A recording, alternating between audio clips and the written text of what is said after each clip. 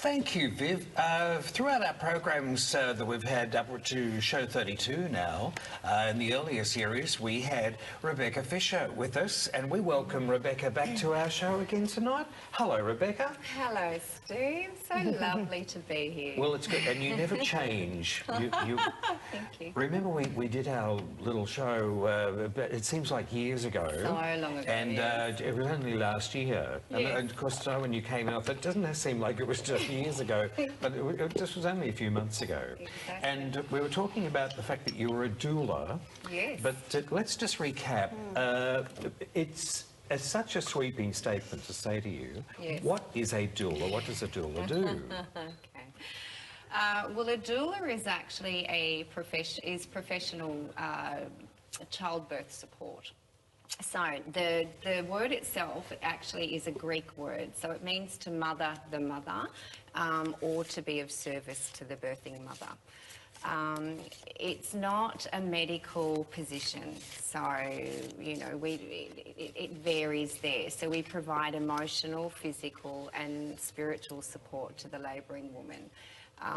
We help them prepare emotionally for the birthing process, and then we are actually attending the birth, so we're actually at the birth giving that physical, emotional, spiritual support.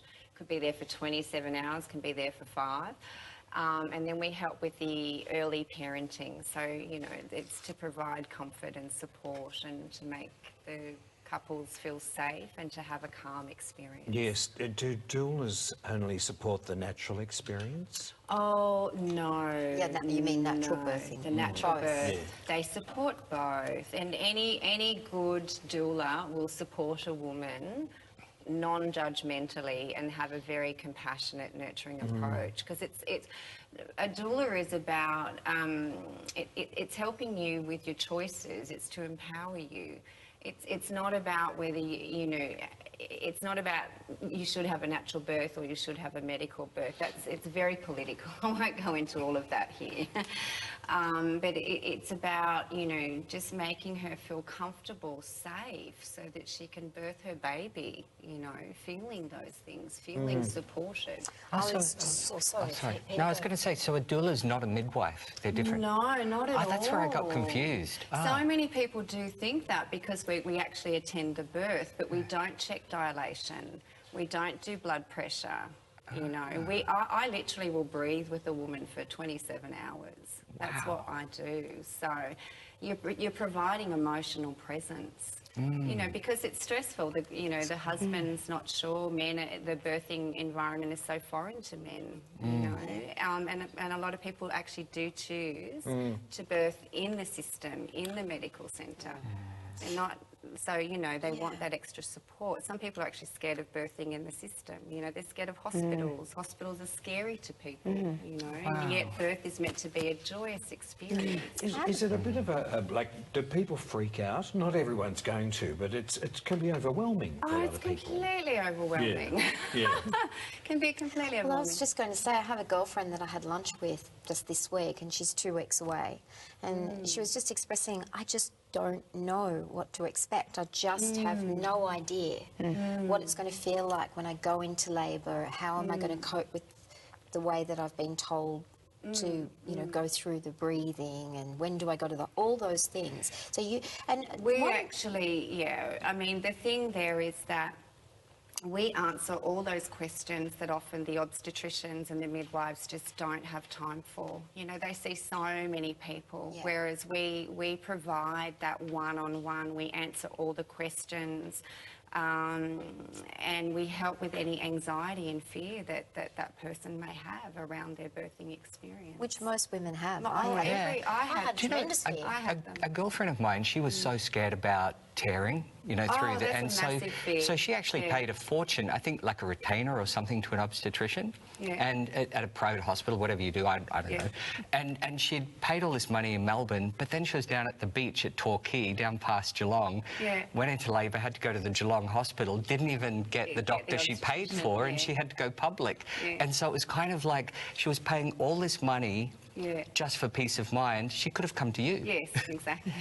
Well, wasn't that fated? Yeah.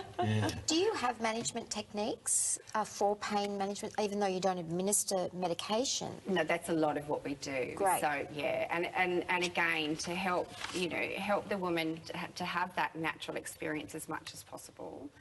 And pain management is an enormous part of the doula's role, and we are there the entire labour, so we're watching the whole labour. We see the progression. We're not going in and out looking at other patients, you know, we're with that woman and her partner the entire time. So, I mean, for me personally, I know acupressure, I do massage, I do hypnosis, I rock. I literally hold women and I rock with them and I sound with them, and I've even sung with them and I've cried with them.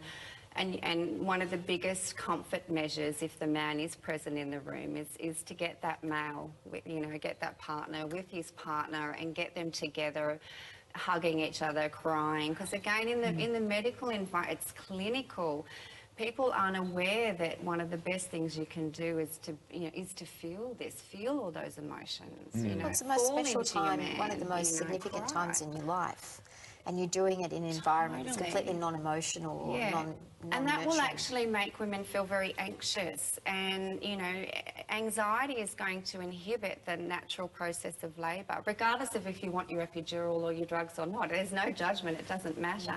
You actually won't, you know, they will not give you an epidural until you're 4 centimetres. And a lot of people don't know that. A lot of people don't know when to go to hospital. So a doula will answer all of those questions, and she'll get you to hospital at the right time, not having to go backwards and forwards 3 times, you know. Like, for instance, you know, a lot of people, you know, to be in established labour, your contractions need to be actually a minute long for over an hour. So many people don't realise that. They go, oh, great, it's 15 minutes. We've been contracting for 60 seconds, we can go. And they don't realise that they're still 2 centimetres. They're nowhere near the 4 to 5 that they need to be. Especially if if it's your first child. Yes. You have no idea. No idea. You're at home going, oh, I'm running feeling around some going, contractions. Oh, I think my water's broke. Well, wait a minute. I'm feeling another one. How long ago? And the husband doesn't really, you know, to me it seems almost like panic station. Well, the husband's probably there on Google looking it up. she's making noise. Source of information. A lot of them actually kind of run around the room a couple of times until they're settled. And go, okay, what do you want me to do now? You know, Have you had a situation so where excited. there's been like an emergency and you, okay, stay calm, we'll take care of this? Yes. And does it happen often? It probably happens more often than what we think, but then again, you know, it's rarer than what you would expect as well. I mean, there's a bit Definitely. of anxiety there, isn't there? Absolutely, but I really feel the most powerful thing, you know, for a couple in getting a doula is that it really does reduce the fear, it reduces the anxiety levels. There's all these scientific studies done, you know, it will reduce, excuse me, it reduces the need for medical intervention by about 40%. You know, there's a 25% reduction in epidurals, you know, the need for an epidural when you've got emotional support. And the other thing too is wonderful having men in the room, and I gave birth naturally 4 times. I was very blessed to actually deliver my sons myself. I literally put my hands down and I literally, wow, I'm birthing my baby, you know, from this very calm, centered, strong place. So, you know, not every woman gets to experience that. So having a woman there who knows what labour feels like. When your poor man goes, honey, you're doing really well, you know, she's kind of looking at her and going, you know, because she just won't hear him. And that can also make her partner feel very fragile and vulnerable and disempower him because he's trying his best, but he doesn't know what it's like. So when a woman looks at you and goes, honey, you're doing really well, it's all right, this is really okay, keep going, I believe in you. Is that why so many women get aggressive with their husbands? Because the husband's trying to placate them and they're like, get off me! You'll be done soon. Because you just, you know, you're going through the most intense feelings and you know you're the only one in that room doing it. You know, so when you've got somewhere who's totally for you, it makes a difference. And then the doula also normalises the labour, so the man does have an awareness that it's normal. Okay, she's got contractions now. She's, you know, don't talk to her right now. Because so many men will talk while she's having a contraction, and that's the last thing a woman wants you to do is either touch her or talk to her while she's having a contraction, you know. And again, sometimes the doula's not there to take over the partner's role. She's there to empower him to actually be more present by taking a bit of the pressure off him, you know. So I just think what's truly outstanding is that you stay for the course of the labour. Until breastfeeding is established. So until the breastfeeding is established, we stay and make sure that everything's And how long after the child is born? Generally around 2 hours. 2 hours. 2 to 3 hours. And do you provide a service for a mother that's potentially not coping with a child? Oh, absolutely. As they're getting into the mothering process? Because I know that's a big fear for a lot of women as well. What do I do once I have the baby in my hands? How do I bathe it? You know, put the nappy on, and you generally get shown once in hospital, and you're lucky if that. Exactly. Quick, this is what you do. This is how you put the nappy on. Off you go. And then by the time week 2, you're home, and the reality of having that baby sinks in. Yeah. Fair and so doulas square. provide great postnatal support. So in that respect, absolutely.